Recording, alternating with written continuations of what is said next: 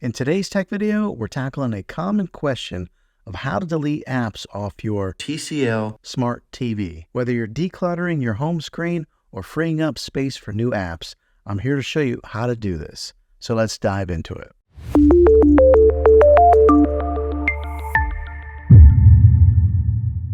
Deleting apps from your Smart TV is actually pretty straightforward. Start by accessing the app menu on your TV. Once you're in the app menu, find the app that you want to delete. It may be labeled as apps, applications, or something similar. Next, select the app and look for an option that says delete, remove, or install. This option might be located in a submenu or accessible through a long press on the app icon. A long press is just holding down on the app for 1 or 2 seconds. Once you've found the option, it might ask to delete or move the app.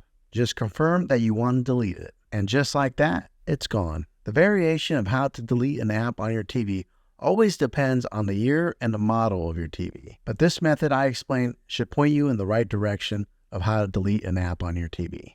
And there you have it. Deleting apps off your Smart TV is quick and easy, giving you more control over your entertainment experience. If you found this video helpful, go ahead and click a thumbs up on it.